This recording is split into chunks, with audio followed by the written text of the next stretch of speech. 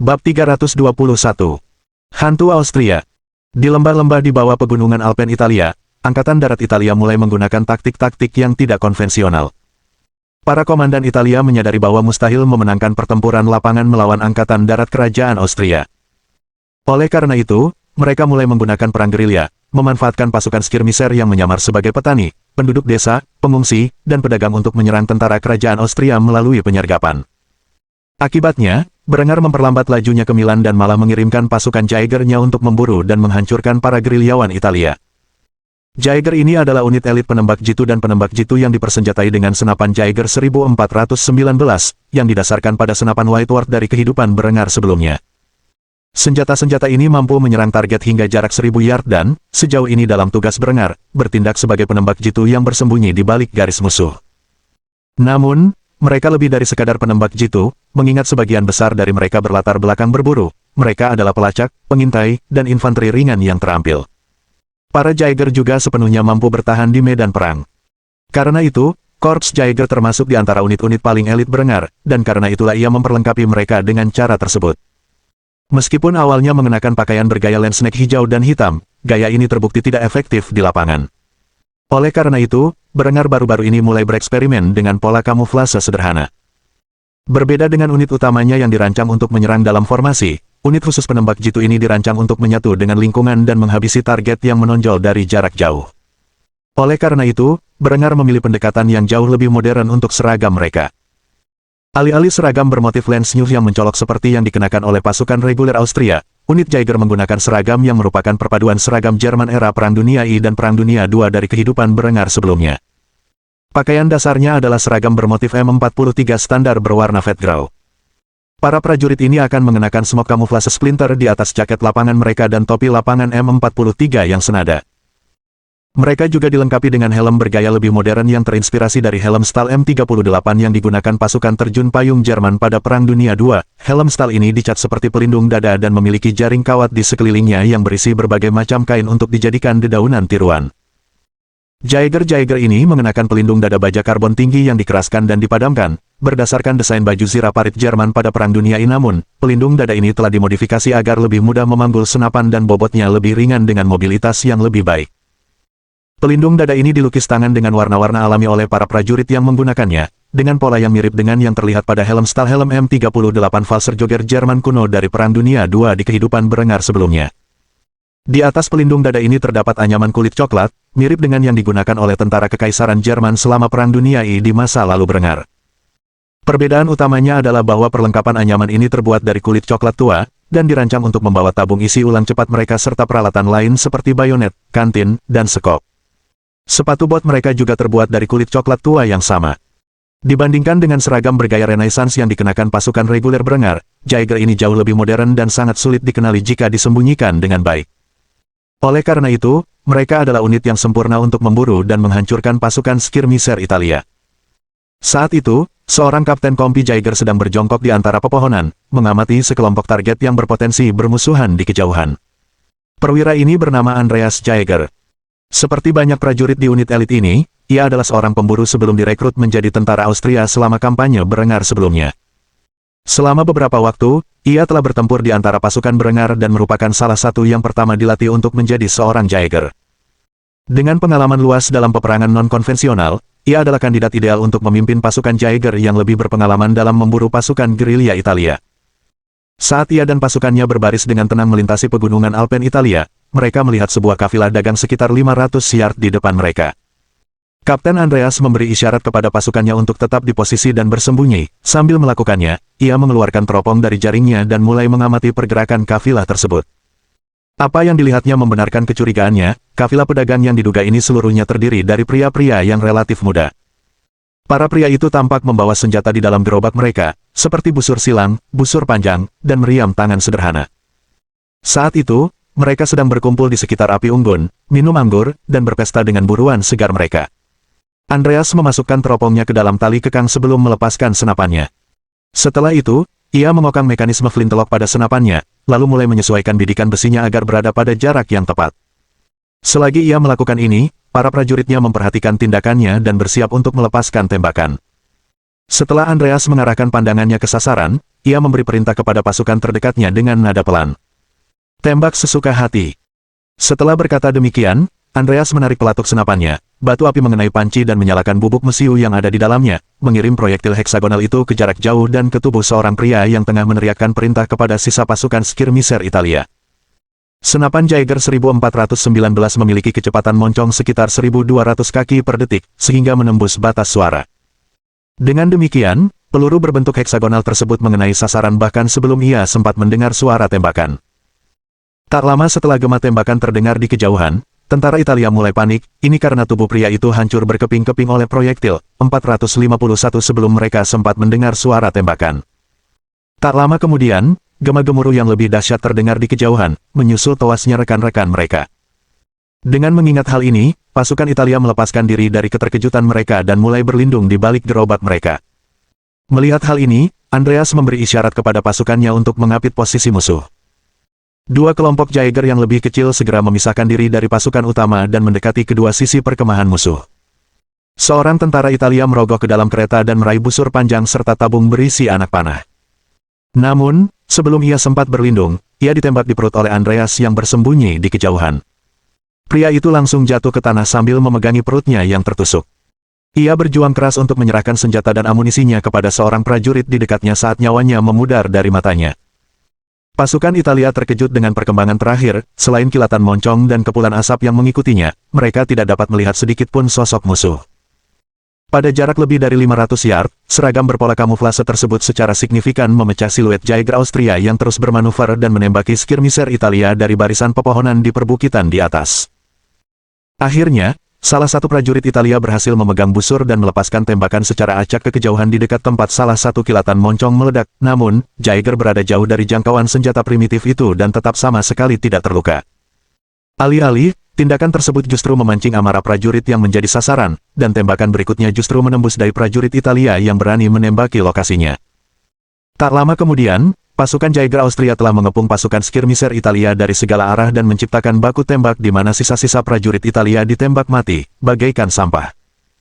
Setelah dipastikan bahwa semua prajurit Italia yang berpakaian seperti pedagang tewas dalam pertempuran, para Jaeger mendekati perkemahan untuk mencari sesuatu yang berharga, baik itu intelijen atau sekadar perbekalan. Beberapa Jaeger disiagakan sementara sisanya mengacak-acak kam hingga akhirnya, sebuah penemuan menarik ditemukan oleh salah satu tentara Austria. Pria yang menemukan potongan perkamen itu segera membawanya kepada Andreas, lalu meletakkannya di tanah.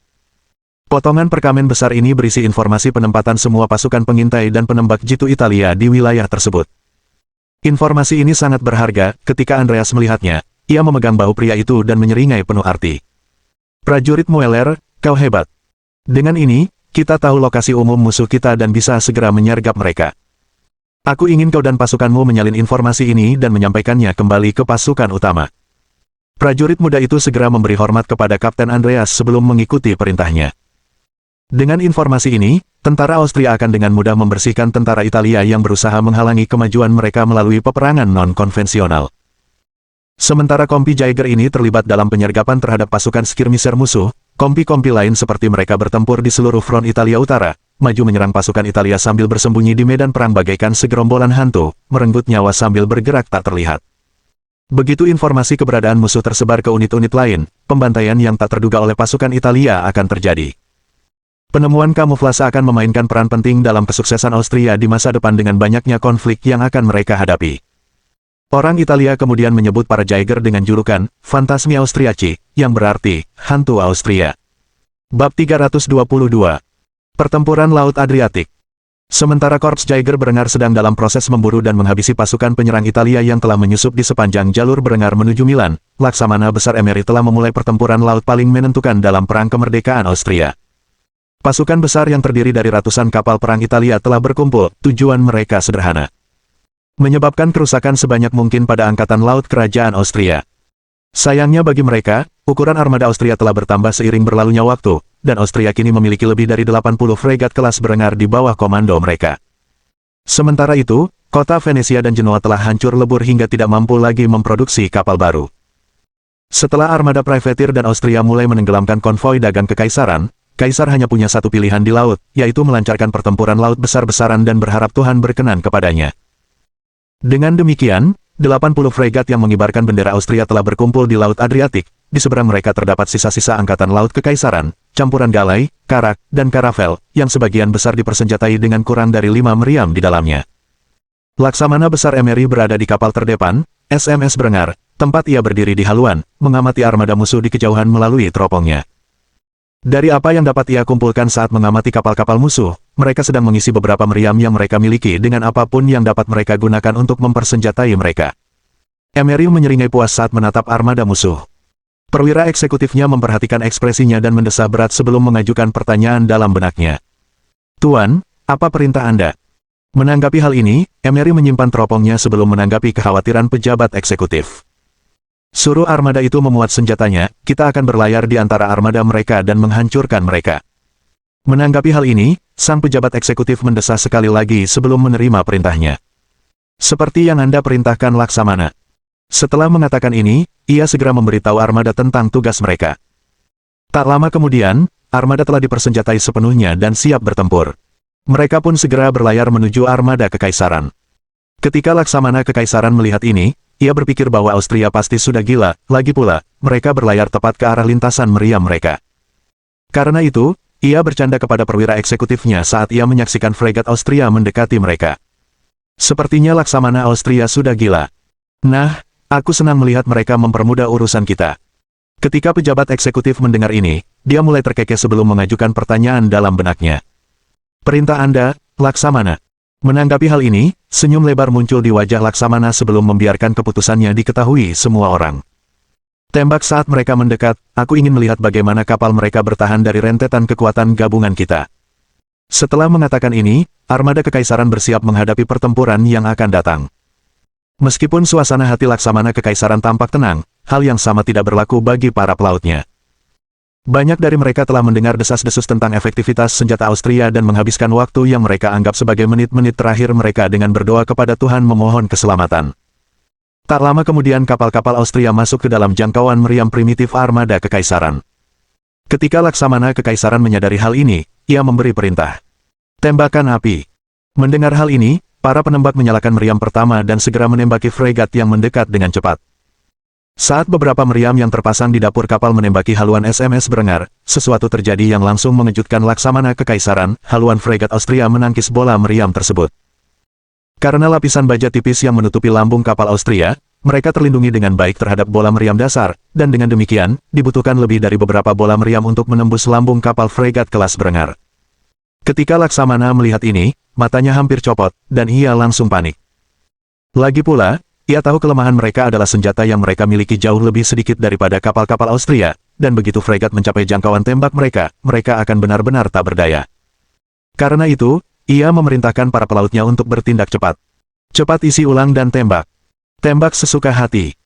Oleh karena itu, ratusan kapal kekaisaran mulai menembakkan meriam 3 pon mereka ke kapal-kapal yang datang. Namun, bola-bola padat yang ditembakkan dari meriam perunggu primitif ini jauh dari cukup untuk menimbulkan kerusakan parah pada fregat Austria. Kerusakan terparah yang dialami fregat-fregat tersebut disebabkan oleh beberapa proyektil yang mendarat di dek kayu mereka dan menyebabkan kerusakan kecil. Tak lama kemudian, kapal-kapal berlapis baja yang lincah itu berhasil masuk di antara kapal-kapal kekaisaran, tempat Emery menatap Laksamana musuh dengan seringai licik sebelum memberikan komando terakhir. Semua senjata menembak. Begitu perintah ini dijalankan, seluruh 3.520 peluru peledak ditembakkan dari meriam mereka ke atas 80 fregat, dan dilempar ke arah ratusan kapal kekaisaran. Begitu peluru-peluru ini mengenai sasaran, mereka meledak, menyebabkan kerusakan besar pada kapal-kapal kayu yang dilapisi tar. Mereka yang tidak langsung hancur berkeping-keping dengan cepat dilalap api yang dihasilkan dari ratusan, bahkan ribuan ledakan kecil. Laksamana Kekaisaran, yang begitu percaya diri bahkan belum 30 menit sebelumnya, hanya bisa menatap ngeri sesaat sebelum puluhan bola meriam menghantam galai perangnya, seketika menghancurkan kapal itu, dan dirinya pun ikut hancur. Namun, Emery tidak puas dengan hasilnya, karena armada musuh hancur berkeping-keping dan dilalap api di Laut Adriatik. Masih ada beberapa kapal yang sebagian masih utuh, dan karena itu, ia memberi perintah. Isi ulang semua senjata dan tembak sekali lagi. Meskipun tindakan tersebut benar-benar berlebihan, kapal-kapal dalam armada segera mendengar perintah tersebut dan, dengan demikian, mengisi ulang senjata mereka. Beberapa pelaut yang selamat dari tembakan pertama menatap ngeri menyaksikan malaikat maut turun ke atas mereka dan merenggut jiwa mereka. Saat tembakan kedua ditembakkan ke beberapa kapal yang masih utuh sebagian, ledakan api memenuhi udara dan melahap sisa-sisa armada kekaisaran. Emery menatap dengan seringnya nakal di wajahnya saat dia tertawa terbahak-bahak, dengan keunggulan teknologi yang luar biasa dari peluru peledak dan meriam seberat 24 pon yang mampu menembakkannya, armadanya akan sama sekali tidak tertandingi di lautan dunia selama bertahun-tahun yang akan datang. Ia takjub bahwa Berengar mampu menciptakan teknologi angkatan laut yang begitu unik dan merasa bangga menjadi Laksamana Agung pertama Angkatan Laut Kerajaan Austria. Oleh karena itu, ia berbalik dan dengan berani mendeklarasikan kemenangan mereka atas kekaisaran dalam perang ini. Saudara-saudara, kita berhasil. Dalam hitungan menit, kita sendirian telah menaklukkan salah satu kekuatan terbesar di Mediterania. Dengan keunggulan kapal-kapal kita yang luar biasa, tak seorang pun di dunia ini dapat menandingi kekuatan kita di lautan. Ini adalah fajar era baru, era dominasi Austria telah tiba. Kalian semua telah menyaksikan momen bersejarah ini dengan mata kepala kalian sendiri. Demi raja dan tanah air. Saat Emery mengucapkan kata-kata ini, awak kapal SMS Berengar berteriak sekeras-kerasnya sebagai tanggapan. Untuk raja dan tanah air. Semakin mereka mengulang-ulang frasa ini, semakin banyak kapal-kapal di dekatnya yang ikut serta, dan seruan itu mulai menyebar ke seluruh armada Austria bagaikan virus. Puluhan ribu suara terdengar di tengah Laut Adriatik, di antara puing-puing armada kekaisaran yang terbakar, saat mereka berulang kali meneriakkan kata-kata yang telah menjadi salah satu dari beberapa seruan perang di antara militer agung Austria. Dengan kemenangan ini, Austria telah mengalahkan dukungan bersenjata apapun yang dapat diberikan Kekaisaran Romawi Suci sebagai pengawalan terhadap kapal-kapal dagang mereka yang tersisa, yang berarti bahwa para perompak dan bajak laut sekarang bebas untuk menyerang kapal-kapal kekaisaran tanpa takut akan bantuan dari Kekaisaran Romawi Suci. Ketika berita kemenangan ini akhirnya menyebar ke kekuatan-kekuatan lain di Mediterania, hal itu akan memulai perlombaan senjata angkatan laut yang baru. Keseimbangan kekuatan di dunia barat telah bergeser dalam semalam, dan Austria kini mengklaim sebagai kekuatan tertinggi di kawasan itu. Hanya melalui eksperimen dan pembangunan kapal-kapal baru, kekuatan-kekuatan lain dapat berharap untuk bersaing dengan Angkatan Laut Austria. Untuk saat ini, para pelaut Austria yang telah berpartisipasi dalam pertempuran singkat namun bersejarah itu memutuskan untuk berlayar kembali ke pelabuhan dan merayakan kemenangan gemilang mereka. Bab 323. Kemajuan dalam teknologi amunisi. Aldo von Passau menatap benda di tangannya dengan ekspresi waspada, seolah-olah ia takut gerakan sekecil apapun akan membuat cawan petri di tangannya meledak di wajahnya. Benda di dalam cawan itu tak lain adalah merkuri fulminat, senyawa peledak yang paling umum ditemukan dalam amunisi seperti tutup perkusi di masa lalu Berengar. Ahli kimia parubaya itu menatap zat itu dengan penuh kasih sayang. Setelah bertahun-tahun bereksperimen, ia dan timnya akhirnya menciptakan senyawa kimia yang dapat digunakan untuk meningkatkan kekuatan militer Berengar. Sementara musuh Berengar telah memulai proses panjang rekayasa balik senjata api jenis Matchlock dan Flintlock yang dirampas dalam peperangan, dapat dikatakan bahwa Austria kini telah mencapai titik krusial dalam pengembangan senjata berkat upaya Departemen Kimia Kufstein. Sudah hampir 3 tahun sejak sang ahli kimia melarikan diri dari murka gereja ke Viscounty Kufstein. Seiring meluasnya wilayah Berengar, jumlah alkemis yang dipaksa masuk ke laboratorium Kufstein untuk mempelajari ilmu kimia pun bertambah. Dengan semakin banyaknya ahli kimia yang muncul di jajaran Aldo, mereka mulai bereksperimen dalam berbagai arah berbeda dalam bidang kimia. Salah satu arah ini adalah penelitian tentang senyawa peledak. Setelah bertahun-tahun belajar, mereka akhirnya berhasil menciptakan merkuri fulminat, sesuatu yang tidak mampu dilakukan oleh Berengar sendiri. Meskipun Berengar memiliki ingatan fotografis yang kaya akan penemuan-penemuan penting dari masa lalunya, pengetahuannya tentang kimia sangat mendasar. Oleh karena itu, Raja Muda tersebut menyerahkan pengembangan senyawa kimia kepada orang-orang yang paling tepat untuk tugas tersebut, yaitu Aldo von Passau dan Departemen Kimianya. Aldo sangat antusias dengan penemuan baru ini. Hanya memikirkan penemuan terbarunya saja sudah membuat pria itu tersenyum lebar. Para bawahannya menatap ekspresi penasarannya dari jauh, mengira pria itu sudah gila. Setelah beberapa saat hening yang canggung, Aldo von Passau mengumumkan hasilnya. Akhirnya kita berhasil.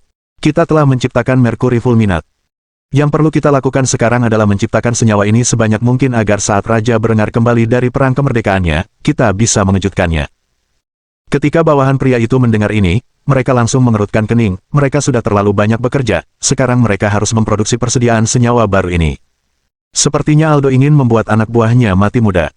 Meskipun ragu-ragu, mereka melakukan apa yang diperintahkan dan mulai menyiapkan batch berikutnya. Akan butuh lebih dari 12 jam sebelum mereka akhirnya diberi waktu istirahat. Sementara para ahli kimia Austria sibuk memproduksi merkuri fulminat secara massal, Aldo membawa sampel zat tersebut kepadanya, seorang pria yang cukup terkenal di kota Kufstein. Baronet Ludwig Schmidt telah menjadi orang yang sangat kaya sejak Berengar naik ke tampuk kekuasaan. Meskipun usianya semakin tua, ia tetap bekerja di sektor industri, mengawasi industri besar di Kufstein.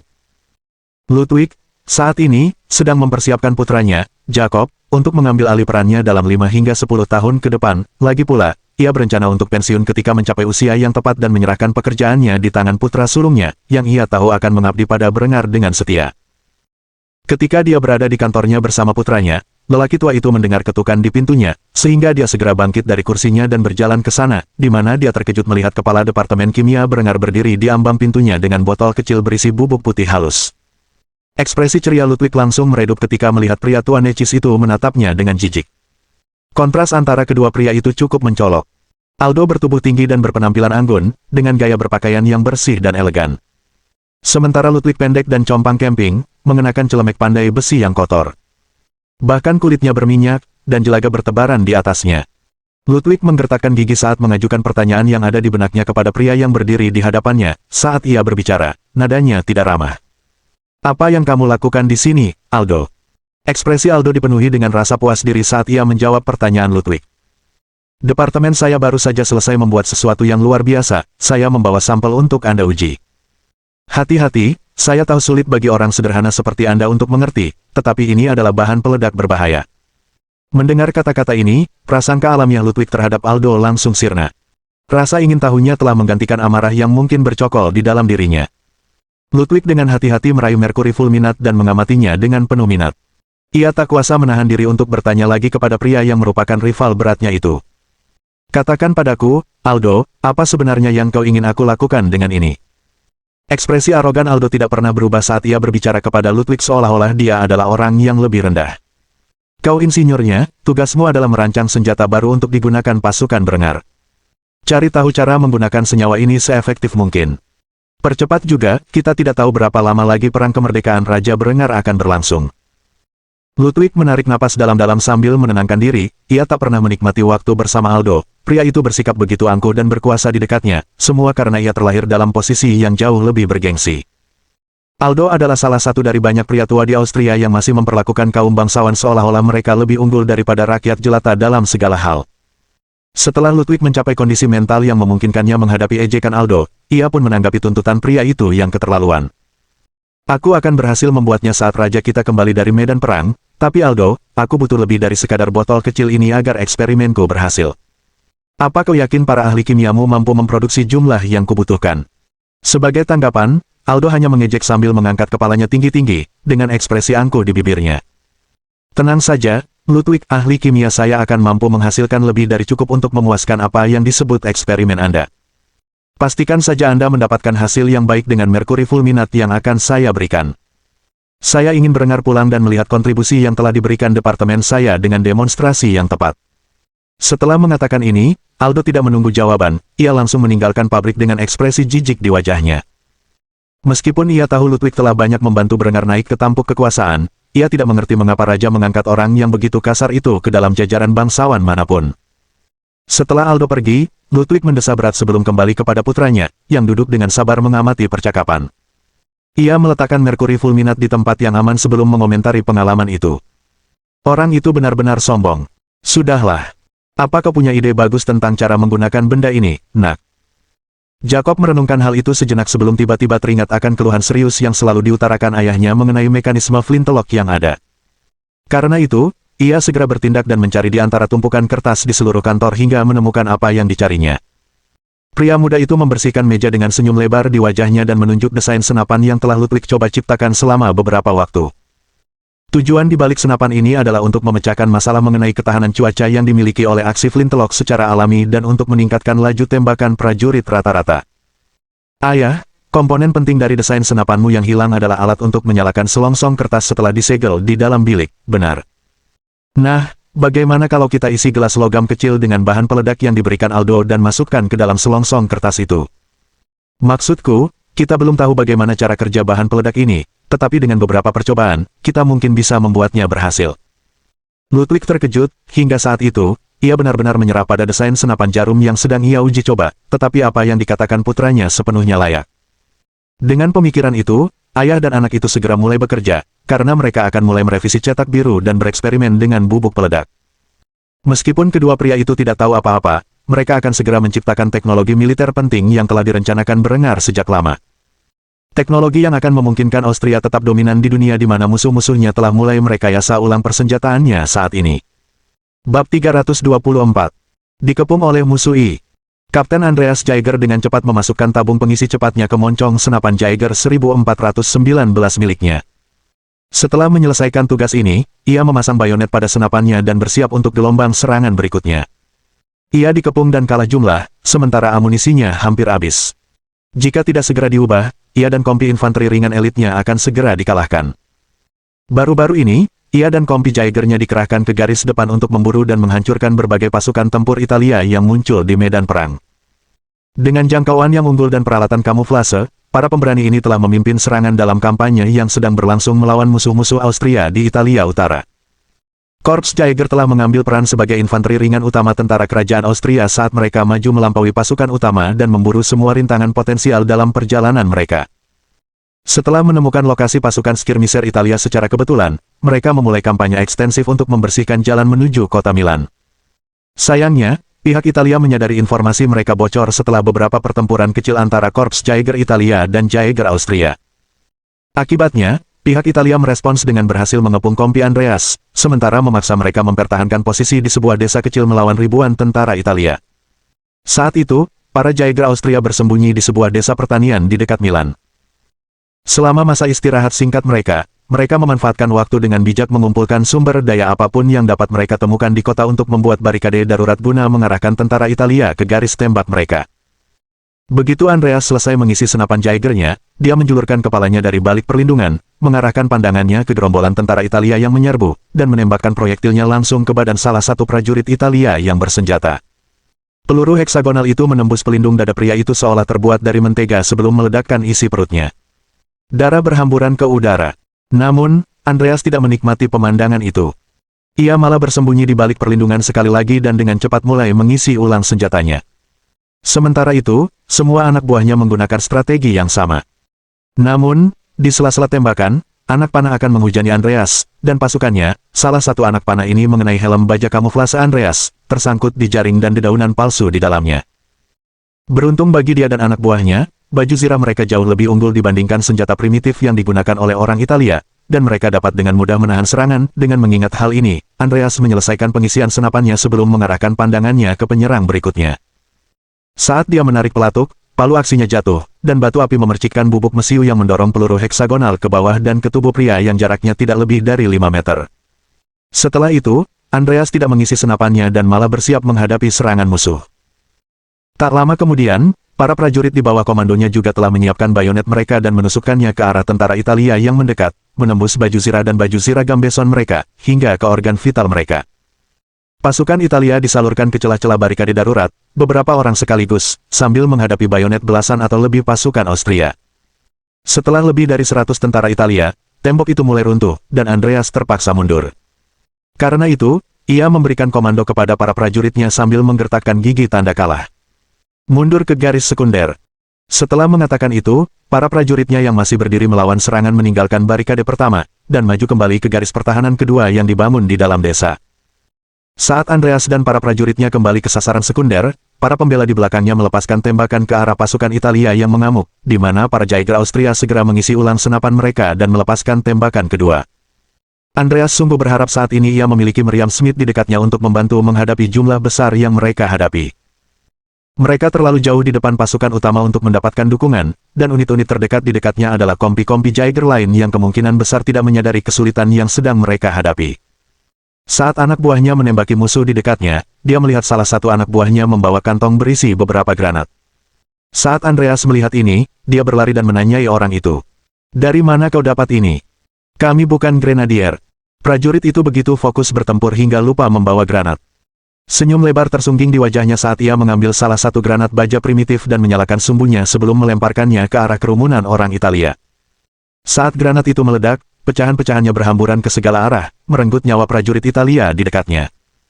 Melihat hal ini, prajurit itu pun bersorak sebelum menjawab pertanyaan Andreas. "Aku lupa aku punya bajingan-bajingan kecil ini. Aku menang melawan mereka dalam permainan kartu dengan beberapa grenadier, kurasa kita hanya beruntung karena komando tinggi belum mulai memberantas perjudian antar unit." Sambil berkata demikian, prajurit itu mulai membagikan granat kepada Jaeger Austria di dekatnya, yang kemudian menyalakan dan melemparkannya ke medan pertempuran, menghancurkan pasukan Italia hingga hancur berkeping-keping, menyebabkan banyak korban di pihak musuh. Setelah barisan depan pasukan Italia hancur total oleh tembakan voli dan granat, sisa-sisa prajurit Italia melarikan diri dari desa dan kembali ke lapangan tempat komandan mereka berkumpul. Andreas menghela napas lega, pasukan Austria berhasil bertahan melawan gelombang lain, tetapi berapa lama lagi mereka bisa bertahan adalah pertanyaan lain. Karena itu, ia segera memberikan perintah kepada orang-orang yang berkumpul di sampingnya di desa. Bangun kembali garis depan. Rawat yang terluka dan bersiaplah untuk gelombang berikutnya, yang bisa kita lakukan hanyalah menunggu dan berharap bala bantuan tiba. Meskipun Andreas sangat meragukan bantuan akan tiba, ini sudah gelombang serangan ketiga yang berhasil mereka tolak, dan belum ada tanda-tanda bala bantuan di Cakrawala. Mereka tidak punya cara untuk memberi sinyal kembali ke kamp utama, dan musuh telah mengepung mereka dari segala arah. Situasi tampak suram bagi kapten dan kompi Jaegernya. Tak lama kemudian, tentara Austria telah memperkuat posisi mereka, tidak akan ada granat untuk gelombang berikutnya, dan mereka tidak memiliki dukungan artileri. Banyak prajurit mulai kehabisan amunisi, dengan demikian, mereka tidak akan mudah mempertahankan posisi mereka. Andreas menanti, dengan senapannya yang terisi peluru, dan senapan flintlock yang dikokang ke belakang, tak lama kemudian, gelombang berikutnya menampakkan diri, jadi ia memberi pasukannya perintah untuk melepaskan tembakan. Tembak sesuka hati. Setelah berkata demikian, Andreas menarik pelatuk senapan Jaegernya dan menembakkan peluru heksagonal itu ke arah tubuh prajurit musuh. Saat melakukannya, pria itu terjatuh ke tanah sambil berjuang menghembuskan napas terakhirnya. Setelah tembakan salvo ini, Andreas dan para prajuritnya segera mengisi ulang senapan mereka sebelum melepaskan tembakan lagi ke arah kerumunan orang Italia. Saat Andreas sedang mempersiapkan tembakan berikutnya, sebuah anak panah melesat melewatinya dan mengenai rongga mata prajurit di belakangnya, membunuhnya seketika. Andreas tak sempat meratapi kematian prajurit itu. Ia malah mengisi senjatanya sebelum mengarahkan senapan dan melepaskan tembakan lagi ke formasi musuh. Peluru-peluru ditembakkan ke arah bawah, dan anak panah kembali mengenai posisinya, menghujani prajurit-prajuritnya dengan proyektil. Beberapa tewas, beberapa terluka, dan yang lainnya selamat sepenuhnya berkat anugerah Tuhan. Tak lama kemudian, tentara Italia tiba di barikade, tempat mereka berjuang keras menerobos. Beberapa orang berhasil menerobos celah tempat para Jaeger Austria menembus titik lemah baju zirah mereka dengan bayonet segitiga, menewaskan orang-orang malang yang berhasil menembus pertahanan mereka. Beberapa Jaeger Austria mulai mengasah sekop mereka dan menggunakannya sebagai alat tumpul saat mereka memukul prajurit Italia di atas helm baja mereka, yang mengakibatkan gegar otak dan bahkan kematian di antara barisan mereka. Pertempuran itu berdarah, dan kedua belah pihak menderita kerugian saat pasukan Italia berjuang merebut wilayah yang diduduki para Jaeger. Jika mereka tidak bisa menyingkirkan para hantu ini, pasukan mereka akan menderita sepanjang perang ini. Ribuan orang Italia yang hadir mengerahkan segala yang mereka miliki untuk menyerang pertahanan darurat para Jaeger. Namun, pada akhirnya, dengan tekad yang kuat, mereka kembali terdesak dan kembali ke perkemahan mereka. Malam mulai menyelimuti daratan, dan bersamaan dengan itu, suara tembakan dan deru kematian pun berhenti. Andreas tidak tahu apa yang direncanakan Italia untuk serangan berikutnya, tetapi jika keadaan terus berlanjut seperti sebelumnya, kekalahan tak terelakkan, dan ia tak rela membiarkan hal itu terjadi. Kapten Austria itu harus menemukan ide inovatif jika ingin mengalahkan pasukan Italia yang telah mengepung desa yang bentengnya tipis itu. Bab 325. Dikepung oleh musuh 2. Malam segera tiba, langit dipenuhi kegelapan, dan bau kematian memenuhi desa pertanian kecil tempat Andreas dan pasukannya membangun garis pertahanan. Mereka dikepung oleh pasukan yang terdiri dari lebih dari 1.000 tentara Italia, sementara mereka hanya memiliki kurang dari 100 prajurit yang siap tempur. Para Jaeger Austria kehabisan amunisi, dan sebagian besar dari mereka terluka parah. Satu hal yang pasti, jika mereka tetap tinggal di desa ini, desa itu akan menjadi kuburan mereka. Andreas sedang berdiskusi serius dengan kedua letnannya sambil mencoba menyusun rencana untuk bertahan hidup. Salah satu pria yang dimaksud memegang helm di salah satu tangannya dan senapannya disampirkan di bahu. Wajahnya berlumuran tanah saat ia menyampaikan sebuah ide kepada dua petugas lainnya. Kita hanya punya satu pilihan, kita harus melancarkan serangan malam dan membunuh sebanyak mungkin orang mereka selagi mereka tidur. Kita tidak punya cukup peluru tersisa untuk melawan serangan berikutnya. Akan tetapi, perwira yang lain menentang gagasan ini berisiko dan sudah pasti akan mengakibatkan kematian prajurit mereka, oleh karena itu, ia mulai menawarkan rencana tindakannya sendiri. Itu tidak akan pernah berhasil. Jumlah mereka terlalu banyak. Itu hanya akan membuat tentara kita terbunuh. Yang perlu kita lakukan adalah melarikan diri di kegelapan malam. Jumlah kita yang tersisa kurang dari 100. Kukatakan kita ambil perlengkapan kita, kita buat beberapa tandu, dan kita bawa saudara-saudara kita keluar dari sini sebelum kita semua menemui ajal. Letnan Satu langsung membantah hal ini, ada terlalu banyak perbekalan berharga yang akan mereka tinggalkan untuk dirampas musuh jika mereka meninggalkan medan perang. Maksudmu kita meninggalkan mayat saudara-saudara kita? Bagaimana dengan perlengkapan yang mereka miliki, pelindung dada dan helm mereka yang dicat, seragam kamuflase mereka? Senapan Jaeger mereka? Jika perlengkapan berharga seperti itu jatuh ke tangan Italia, itu akan digunakan untuk melawan kita di masa depan. Menanggapi hal ini, petugas lainnya mencibir sebelum mengomentari skenario terburuk. Kalau kita semua mati di sini, mereka akan punya 120 senapan Jaeger dan seragam kamuflase untuk melawan kita nanti. Apa kau mau memberi orang Italia senjata sehebat itu? Setelah mendengar ini, perwira yang mengusulkan serangan malam itu menggertakkan giginya sebelum menundukkan kepala tanda kalah. Serangan malam melawan pasukan sebesar itu tidak akan memungkinkan mereka meraih kemenangan. Jika mereka mencoba langkah bunuh diri seperti itu, mereka akan tertangkap bahkan sebelum mereka sempat membunuh 100 tentara Italia. Pada saat ini, sebuah suara perempuan menampakkan diri dari balik bayangan, mengejutkan ketiga petugas saat mereka mengeluarkan senjata mereka. Bolehkah saya memberi saran? Setelah mengajukan pertanyaan, seorang perempuan berpenampilan di atas rata-rata menampakkan diri dari balik tumpukan jerami di dekatnya. Kedua petugas Andreas mengarahkan senjata mereka ke arahnya sambil meneriakkan perintah. Melihat ekspresi ketakutan di wajah petugas itu, wanita itu mendesah berat sebelum meraih ke dadanya dan mengeluarkan lencana khusus. Agen Arctic Liens, intelijen kerajaan Austria. Sekarang, bisakah kau letakkan senapan-senapan itu sebelum kau secara tidak sengaja membuat lubang di tubuhku? Andreas mendesah berat sebelum memberi isyarat kepada kedua perwiranya untuk menurunkan senjata mereka. Setelah melakukannya, dia mengajukan pertanyaan dalam benaknya. Apa sebenarnya yang dilakukan salah satu mata-mata yang mulia di desa pertanian yang tidak penting seperti ini? Arctic mengerutkan kening sebelum menanggapi pertanyaan Andreas dengan cara yang mengalihkan perhatian. Saya khawatir itu rahasia, namun, yang bisa saya katakan adalah, jika Anda bersikeras melarikan diri, mustahil Anda bisa keluar hidup-hidup. Anda dikepung, dan mereka berharap Anda akan melarikan diri. Saya tahu saya akan melakukannya jika saya berada di posisi mereka. Mendengar ini, Andreas mengerutkan kening. Ia menduga akan terjadi pertempuran berdarah jika mereka mencoba melarikan diri. Namun, jika musuh mengantisipasi hal itu hanya akan berujung pada pembantaian. Karena itu, ia mengalah dan bertanya kepada Arctic apa yang ada dalam pikirannya. Apa rencananya? Senyum sadis mengembang di wajah agen wanita itu saat dia mengungkap rencana jahatnya untuk mengalahkan musuh. Sederhana saja, kau punya satu desa penuh sandera, bebaskan mereka semua, dan aku akan menyelinap ke kamp Italia di tengah kekacauan, sambil meracuni persediaan makanan dan air mereka. Besok pagi mereka semua akan sakit parah sampai tak mampu melawan, dan kau bisa menyerbu perkemahan mereka dan membunuh mereka semua. Andreas memikirkannya beberapa saat sebelum ia mendesah putus asa. Baiklah, kami akan mengikuti rencanamu, aku akan mengumpulkan warga sipil, ketika kita membebaskan mereka, kau akan mendapatkan kesempatanmu. Sebagai tanggapan, gadis itu mengangguk, setelah itu, ia diikat dengan tali dan dibawa ke tempat warga sipil lainnya ditawan. Tak lama kemudian, tentara Andreas telah mengumpulkan warga sipil di tengah desa, di mana ia mulai berbicara kepada mereka dengan nada berwibawa. Besok pagi, orang Italia akan menyerang desa ini, dan mereka akan membantai semua orang di dalamnya untuk memastikan kematian kita. Perlu diketahui bahwa saya, Kapten Andreas Jaeger, yang mengabdi kepada Yang Mulia Raja Brennar von Kufstein, adalah orang yang penyayang, oleh karena itu, dengan ini saya membebaskan Anda. Pergilah ke tuan-tuan Anda dan mintalah perlindungan mereka. Setelah berkata demikian, para Jaeger berjalan di belakang penduduk desa dan memotong tali pengikat mereka. Saat mereka melakukannya, para penduduk desa langsung melarikan diri dari rumah mereka menuju kamp Italia, tanpa menyadari bahwa ada mata-mata yang menyusup di antara mereka. Setelah mereka menghilang, salah satu Letnan Andreas menghampirinya sambil menyalakan rokok Rami.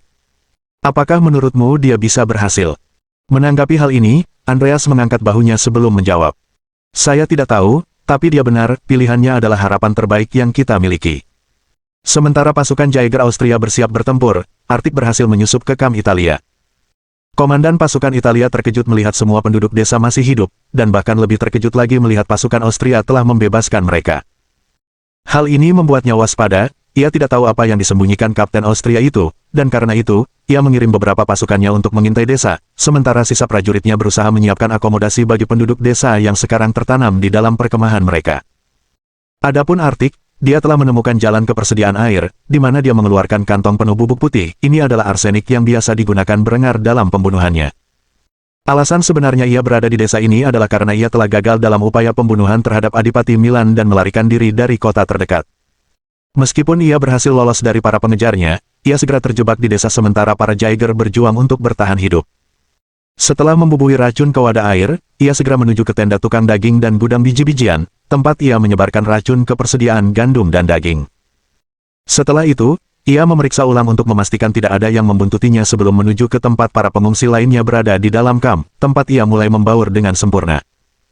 Dengan ini, Austria telah memastikan kemenangan mereka, sehingga berjam-jam berlalu sebelum matahari terbit di langit di atas, baru setelah lewat pukul 10 pagi, Jaeger Austria maju ke perkemahan Italia. Saat para Jaeger dengan hati-hati mendekati area tersebut, mereka segera menyadari bahwa tentara Italia dan warga sipil sama-sama mual, dan terlalu lemah bahkan untuk berdiri. Dengan mengingat hal itu, Andreas tersenyum sebelum memberikan perintah kepada pasukannya. Bunuh semua prajurit yang kalian temui, sedangkan warga sipil, biarkan saja. Dengan demikian, pembantaian pun terjadi di perkemahan Italia. Orang-orang yang terlalu lemah untuk membela diri ditikam hingga tewas oleh tusukan bayonet Austria. Ribuan orang menemui ajalnya di tangan hantu-hantu Austria yang sehari sebelumnya telah didorong ke ambang kematian oleh pasukan Italia. Setelah pembantaian selesai, Artik menampakkan diri kepada tentara Austria. Mereka terkejut melihat tidak ada yang terpengaruh oleh racun yang telah ditumpahkan kepada tentara dan warga sipil Italia. Lagi pula, Andreas tidak mengungkapkan seluruh rencananya kepada pasukannya. Identitas agen Berengar merupakan rahasia yang sangat dihormati. Karena itu, Artik tidak mengungkapkan informasinya kepada seluruh kompi dan malah memberi hormat kepada kapten saat ia mengajukan permintaannya. Kapten, saya khawatir saya harus dievakuasi. Penyamaran saya telah terbongkar, dan saya harus mengakui bahwa saya telah gagal dalam tugas saya. Saya harus memberitahu Yang Mulia informasi ini secepat mungkin. Meskipun tentara Austria tidak tahu siapa wanita ini, memberi hormat kepada kapten dengan cara seperti itu dan mengajukan permintaan seperti itu berarti kemungkinan besar wanita itu terkait dengan intelijen Austria. Karena itu, mereka tidak berkomentar tentang situasi yang sedang terjadi. Sebaliknya, mereka hanya membiarkan komandan mereka yang menanganinya. Karena Andreas secara terbuka meminta untuk dilepaskan di hadapan anak buahnya, dia tidak punya pilihan lain selain melakukannya. Agen intelijen kerajaan Austria sangat dihormati dan dapat mengendalikan unit militer jika diperlukan. Jika ia menolak tawarannya, ia hanya akan memerintahkannya untuk melakukannya di depan pasukannya, yang akan menjadi pukulan telak bagi prestisenya. Fakta bahwa ia mengajukan permintaan di depan para prajuritnya merupakan tanda penghormatan. Dengan mengingat hal ini, ia menganggukkan kepala dengan ekspresi tabah sebelum menyetujui persyaratannya. Baiklah, aku akan mengantarmu kembali ke pasukan utama. Tapi, kita akan mengikuti ruteku, mengerti? Artik tidak melihat ada yang salah dengan kondisi ini, dan karena itu, menganggukkan kepalanya dalam diam. Saat dia melakukannya, Andreas memberikan perintah kepada pasukannya. Teman-teman, bawa jenazah saudara-saudara kita yang gugur dan perbekalan apapun yang bisa kalian kumpulkan. Aku ingin kalian semua siap berangkat sebelum siang. Sudah jelas. Tanpa ragu, semua prajurit berteriak serempak. Ya, Tuan. Dengan demikian, pertempuran telah berakhir, dan pasukan Austria melaksanakan instruksi mereka. Sementara unit Jaeger lainnya terus bertempur melawan pasukan skirmisher Italia, Andreas dan anak buahnya akan mengevakuasi agen wanita itu kembali ke tempat aman pasukan utama. Mohon dukungan dari omom ante-ante sekalian, buat subscribe atau sharekan novel Mimin ke Facebook kalian, agar channel Mimin bisa terus berkembang. Dengan begitu, Mimin bisa lebih semangat untuk up novel seru lain ke depannya. Buat teman-teman yang sudah subscribe dan sharekan novel Mimin, Mimin ucapkan terima kasih sebanyak-banyaknya. Sekiranya teman-teman menghadapi masalah video diputar dalam bahasa Inggris, coba tukar kepada bahasa Indonesia original melalui cara ini. Semasa mendengarkan, pencet tombol setting di atas kanan video, pilih audio track dan tukar bahasa.